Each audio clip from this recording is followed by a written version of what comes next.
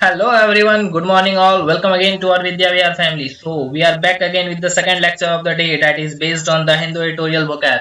इससे पहले ऑलरेडी आप लोगों का करंट अफेयर्स का वीडियो आ चुका है जो कि 7 अगस्त पे बेस्ड है। चाहे आप किसी भी एग्जाम की तैयारी कर रहे हो या फिर ना भी कर रहे हो, अगर आप सोशल एक पर्सन हो, समाज में लोगों से मिलते जुलते हो, तो आपको करंट अफेयर्स की जानकारी रखना काफी जरूरी है, जो कि हमेशा आपको अपने पक्ष को रखने में आपका हेल्प करेगा। और एग्जाम पॉइंट्स ऑफ व्यू से तो ये काफी इंपॉर्टेंट है, शायद vocab से भी ज्यादा इंपॉर्टेंट है। सो चलिए टाइम वेस्ट ना करते हुए चलते हैं हमारे लेक्चर की ओर।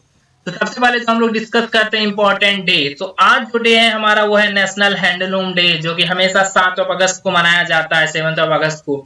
इसको स्टार्ट किया गया था 7 अगस्त 2015 में प्राइम मिनिस्टर मोदी जी के द्वारा। कहां से स्टार्ट किया गया था? यूनिवर्सिटी ऑफ मद्रास से। एक क्वेश्चन यहाँ पे आपके मन में आ सकता है कि 7 अगस्त को क्यों सेलेक्ट किया गया, कि 7 ही अगस्त को हम हैंडलूम डे क्यों मनाए? क्योंकि इसी दिन 1905 में कोलकाता टाउन हॉल में स्वदेशी मूवमेंट को लॉन्च किया गया था। और एक हैंडलूम सेक्टर के बारे में कुछ एक जानकारी ऐसा रख लीजिए कि एग्रीकल्चर सेक्टर के बाद गांव के लोगों को सबसे ज्यादा कोई चीज अगर जॉब देता है तो वह है हैंडलूम सेक्टर। यानी कि ये सेक्टर अराउंड 4.33 मिलियन लोगों को जॉब प्रदान करता है।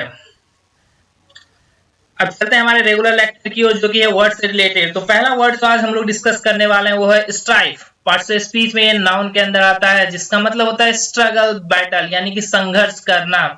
ये पिक्चर देख सकते हैं, दो लोग एक दूसरे से संघर्ष कर रहे हैं, बैटल कर रहे हैं। 20 years of civil strife have left the country's economy in ruins, यानी कि 20 साल के सिविल स्ट्राइक ने कंट्री के इकोनॉमी को बर्बाद कर दिया। We make a collective decision together for peace or for strife, यानी कि हम लोग हमेशा एक साथ संगठित होकर डिसीजन लेते हैं, चाहे वो शांति के लिए हो या फिर वो संघर्ष के लिए हो। सिनोनिम्स देखेंगे क्लैश, राइवलरी, डिस्कॉर्ड। एंटोनिम्स देखेंगे एकॉर्ड, हार्मोनी, पीस, यानी कि शांति। दो लोगों के बीच नाइफ के साथ स्ट्राइक हुआ, जिसमें एक बहुत बुरी तरह से चाकू लगने से घायल हो गया। यहाँ पे एस मिसिंग है, यानी कि अगर दो लोग चाकू के साथ एक दूसरे के साथ संघर्ष करेंगे, स्ट्रगल करेंगे, तो फिर दोनों में से एक तो घायल होंगे ही। चलते हैं नेक्स्ट वर्ड की ओर, जो कि है हमारा कन्क्वेस्ट। पार्ट ऑफ स्पीच में नाउन के अंदर आता है, जिसका मतलब होता है कि the act of bringing someone under control, यानी किसी भी जगह को या किसी भी पर्सन को अपने अंदर में लेना, यानी किसी पर जाकर विजय हासिल करना, फतेह हासिल करना। पुराने जमाने में आप लोगों ने सुना होगा कि एक राजा ने जाके दूसरे राजा की प्रॉपर्टी को कन्क्वेस्ट किया, यानी कि उसने अपनी प्रॉपर्टी को छोड़ के उसकी प्रॉपर्टी को भी अपने अंदर में मिला लिया, मतलब कि अपने कंट्रोल में ले लिया। उसी को बोलते हैं कन्क्वेस्ट। ये पिक्चर देख सकते हैं, conquest of the Americas. The light of conquest vanish from the grey eyes, यानी ग्रे आईज से विजय की जो खुशी है वो गायब हो गई।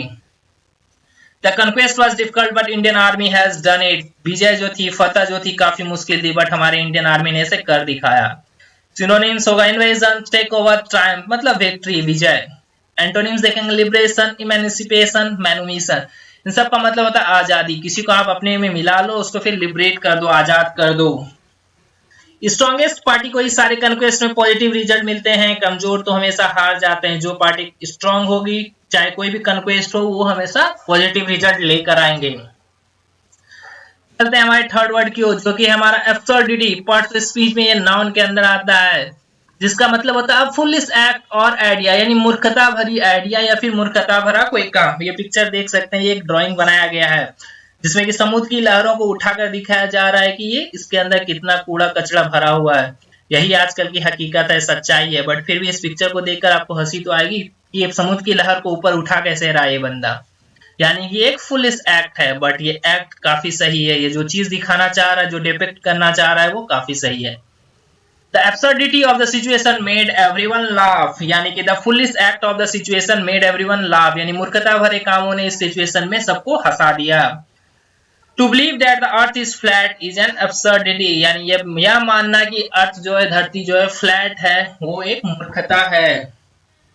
सिनोनिम्स देखते हैं। बचपन में हम लोग मानते थे ना कि धरती तो फ्लैट है, ये गोल तो हो ही नहीं सकता। सिनोनिम्स देखते हैं फुलिशनेस, क्रेजीनेस, इडियोसी। एंटोनिम्स देखेंगे विजडम, प्रूडेंस, इंटेलिजेंस, यानी इसका मतलब क्या होता है? फुलिशनेस मतलब मूर्खता, क्रेजीनेस मतलब पागलपन, इडियोसी मतलब भी मूर्खता, यानी इस तीनों का मतलब मूर्खता से रिलेटेड है। और इसका मतलब विद्वता से रिलेटेड है, यानी कि विजडम, इंटेलिजेंस। नॉर्मली लोग एब्सर्डिटी भरे कामों को देखकर हंसने लगते हैं, खासकर अगर वो एब्सर्डिटी बच्चों के द्वारा किया जाए तो।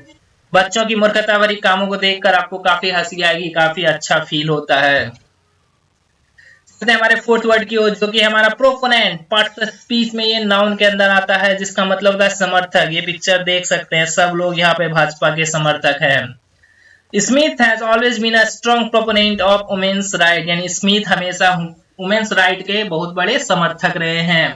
अप्रैल लव्स एनिमल्स, अप्रैल जो है जानवरों से प्यार करती है, सो वह बहुत बड़ी समर्थक है एनिमल्स राइट मूवमेंट की।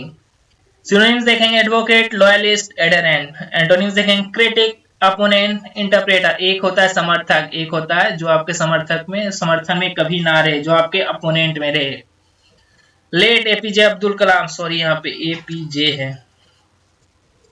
लेट एपीजे अब्दुल कलाम के अपोनेंट भी उनसे मिलने के बाद उनके प्रोपोनेंट बन जाते थे, ऐसा उनका व्यक्तित्व था। यानी कि वो एक ऐसे पॉलिटिशियन थे जैसे कोई नफरत नहीं कर सकता, चाहे वो हिंदू हो, मुस्लिम हो, सिख हो, ईसाई हो, चाहे वो किसी भी रिलीजियस के हो, उनसे नफरत करना किसी के लिए पॉसिबल है ही नहीं, उनका व्यक्तित्व ही ऐसा है। चलते हैं हमारा फिफ्थ वर्ड की ओर, जो कि है हमारा tranquillity. Tranquillity, I will say it again, tranquillity. Part of speech में ये नाउन के अंदर आता है, जिसका मतलब होता है कामनेस, पीसफुलनेस, यानी कि शांति। ये पिक्चर देख सकते हैं आप, इस पिक्चर में कितनी शांति है, सब लोग यहाँ जाकर आराम से बैठना चाहते हैं, रहना चाहेंगे। Everyone enjoy the tranquility of village life, यानी सभी लोग एंजॉय करते हैं विलेज लाइफ, यानी गांव की शांति प्रिय इन्वायरमेंट को, वातावरण को। In the middle of the city the garden is a heaven of tranquillity. Heaven मतलब होता है आवास, यानी कि सिटी के बीच में ये जो गार्डन है एक शांति का आवास है, यानी यहाँ पे काफी शांति है। सिनोनिम्स देखेंगे स्टिलनेस, सेरेनिटी, कामनेस। एंटोनिम्स देखेंगे एजाइटेशन, एंग्विश, एंजाइटी।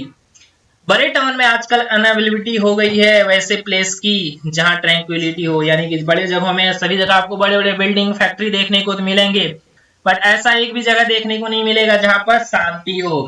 तो यहाँ पर हम अपने लेक्चर को, वर्ड के डिस्कशन को खत्म करते हैं, बट यहाँ पे लेक्चर हमारा अंत नहीं हुआ है। अब हम लोग चलेंगे अपने रिवीजन पे, जो कि कल जो हम लोगों ने वर्ड को डिस्कस किया उसको हम लोग आज रिवाइज करते हैं मैच द फॉलोइंग के साथ। तो ये हो गया हमारा वर्ड और ये हो गया हमारा सैनो।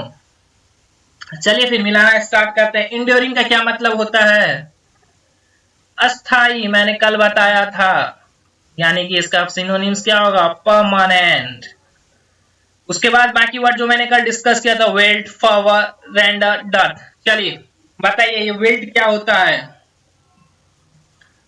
विल्ट मतलब होता है धीरे धीरे अपनी शक्ति खोना, यानी शक्तिहीन हो जाना धीरे धीरे, जिसको आप बोल सकते हो डीके, यानी कि खत्म हो जाना धीरे धीरे। तीसरे वर्ड की ओर चलते हैं, जो कि हमारा फॉरवर्ड। फॉरवर्ड मतलब होता है उत्साह, जोश, यानी कि एक्साइटमेंट।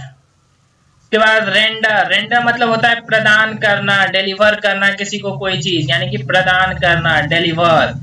डर्थ मतलब होता है कमी, तो हम लोग बोलते हैं स्कार्सिटी। तो आई होप कि आपको लेक्चर पसंद आ रहा हो, तो आप अपने मित्रों के साथ, जो भी किसी कंपटीशन की तैयारी कर रहा है, उनके साथ जल्दी से जल्दी शेयर करें और हमें आगे बढ़ने में हमारी मदद करें। सो आई होप कि आपको लेक्चर पसंद आया हो। If you like the lecture, please do like, comment, share and subscribe our channel.